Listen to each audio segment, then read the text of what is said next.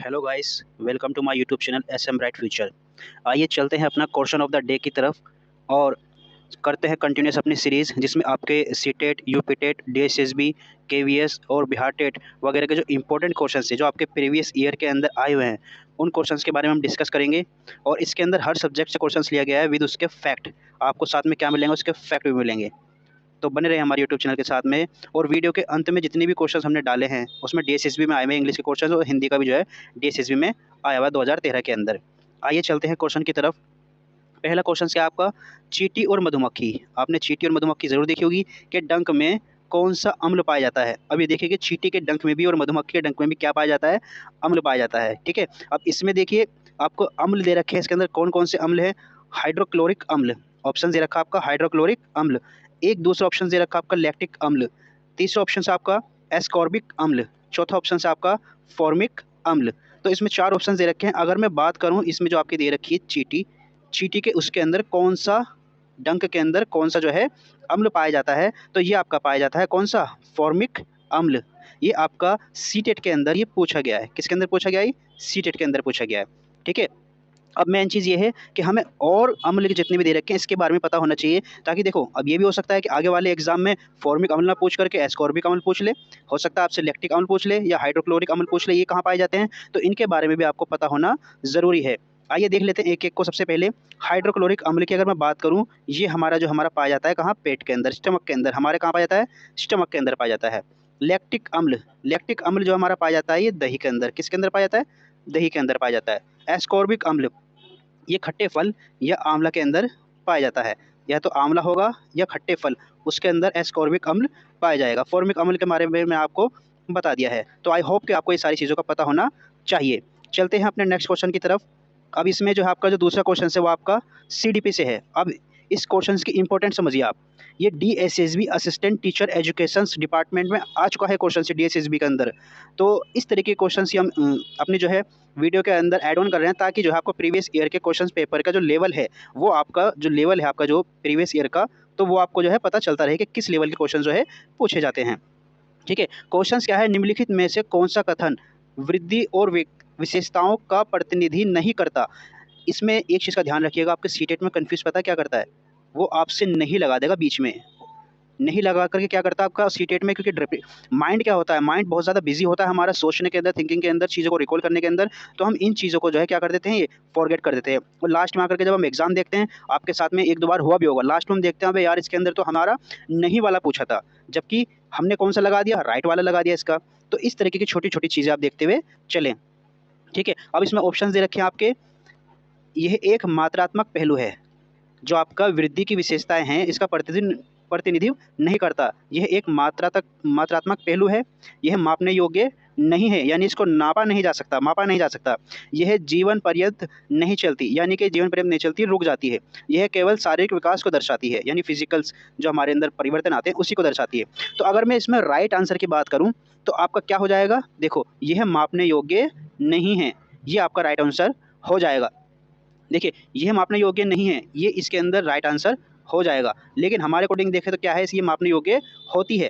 ठीक है, ये मापने योग्य होती है। सामान्य, अब देख लेते हैं किस तरीके से देखो होती है। व्यक्ति के स्वाभाविक प्रगतिशील परिवर्तन जिन पर शिक्षण और प्रशिक्षण का प्रभाव नहीं पड़ता, वृद्धि कहलाती है।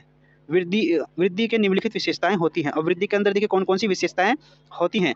पहला क्या है, वृद्धि एक मात्रात्मक पहलू है, यानी मात्रात्मक पहलू होता है जिसको हम नाप सकते हैं, माप सकते हैं, इसे मापा जा सकता है, मापा जा सकता है। जैसे इंसान का वेट अभी कितने केजी है, 70 केजी है, कुछ टाइम बाद में कितना हो सकता है, 80 केजी हो सकता है। बच्चे का जैसे वेट होता है जन्म के समय, कह लो 2 केजी का हो सकता है।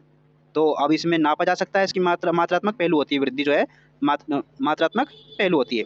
दूसरा, वृद्धि का संबंध शारीरिक परिपक्वता से है, शारीरिक परिपक्वता से है, बिल्कुल है, शारीरिक परिपक्वता से है। वृद्धि एक निश्चित आयु के पश्चात रुक जाती है, बिल्कुल हाँ, निश्चित आयु के बाद में एक रुक जाती है। वृद्धि में व्यक्तिगत भेदभाव होते हैं, बिल्कुल होते हैं, कोई मोटा होता है, कोई पतला होता है, कोई नाटा होता है। तो इस तरीके के भेदभाव जो है इंसान बच्चे के अंदर पाए जाते हैं। तो ये सारी चीज़ें आपको ध्यान में रखनी है। चलते हैं नेक्स्ट क्वेश्चन की तरफ। ये आपका जो है जीके का पार्ट है, और जीके में जरूर आपसे जो है पूछे जाते हैं क्वेश्चन जो है। देखिए जोजिला दर्रा, दर्रे से जो है क्वेश्चन वेरी वेरी इंपॉर्टेंट है आपका जो है, ये डीएसएसबी में इस तरह के क्वेश्चन पुटअप करे गए हैं। DSSB के अंदर, किसके अंदर, DSSB के अंदर इस तरह क्वेश्चंस डाले जाते हैं दर्रे से रिलेटेड। तो जो जोजिला दर्रा है वह किससे जो है किसको जोड़ता है, श्रीनगर को लेह से जोड़ता है, या अरुणाचल प्रदेश को तिब्बत से जोड़ता है, या चंबा को स्पीति से जोड़ता है, स्पीति से जोड़ता है, या कालिम्पोंग को लहासा से जोड़ता है।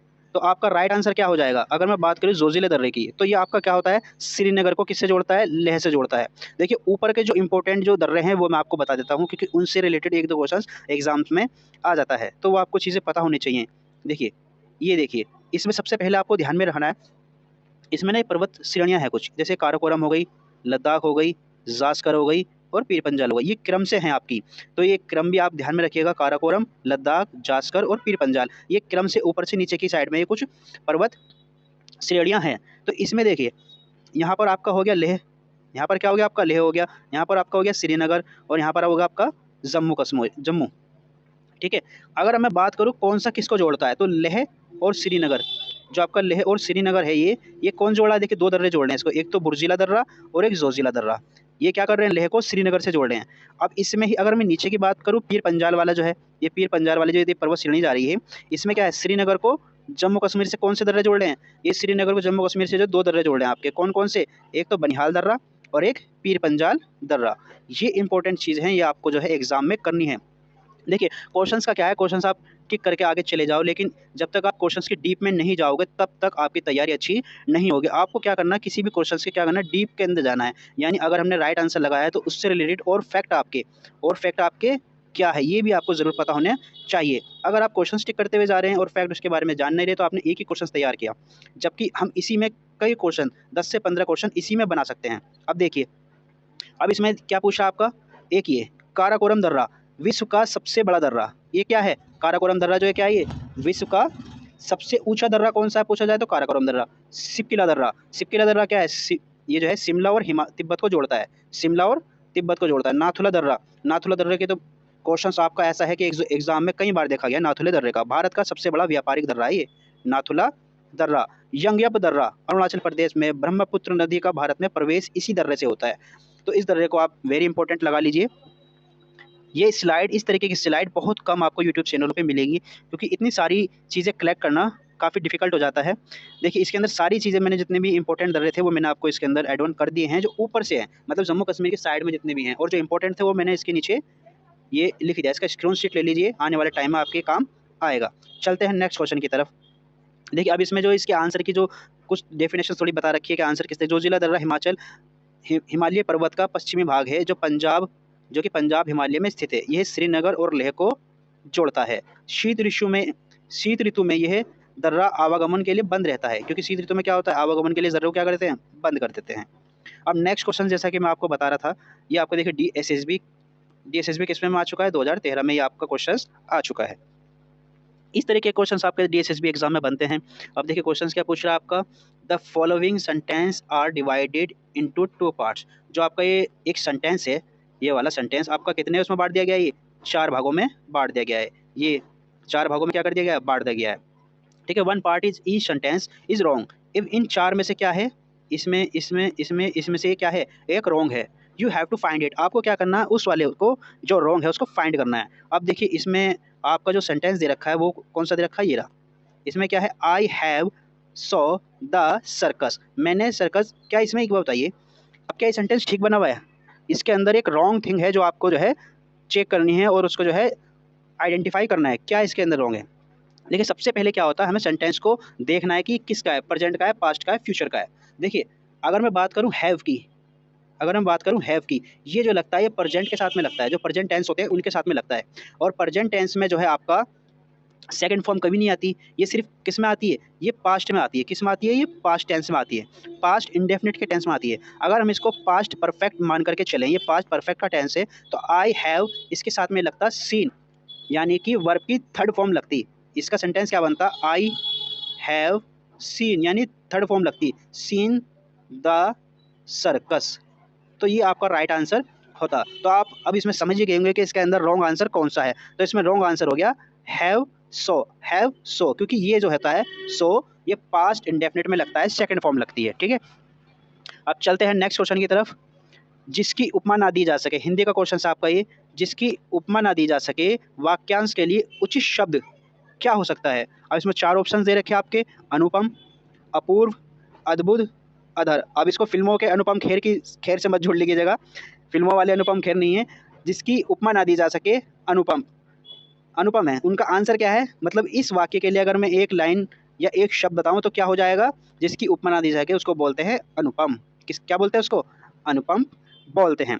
आई होप कि आपने पांचों क्वेश्चंस की जो डिटेल होंगी डिटेल के साथ में समझ लिया होगा, और एक एक क्वेश्चंस में जो चीज़ें फैक्ट हमने इसके अंदर फैक्ट हमने जो ऐड करे हैं वो काफ़ी इंपॉर्टेंट है, उनके स्क्रीनशॉट ले लीजिए। अगर इसकी आपको पीडीएफ चाहिए तो हमारे जो पीडीएफ है, हमारा जो टेलीग्राम चैनल है, उससे जुड़िए, और उसके अंदर हम रेगुलर इसकी जो है पीडीएफ डालते रहते हैं, तो आपको उसमें आपको इसकी पीडीएफ मिल जाएगी। और हमारे बने रहे यूट्यूब चैनल के साथ में हम रेगुलर जो है 5 क्वेश्चंस आपके रेगुलर हर सब्जेक्ट चलाते हैं, ताकि आपकी तैयारी जो है बेटर हो सके।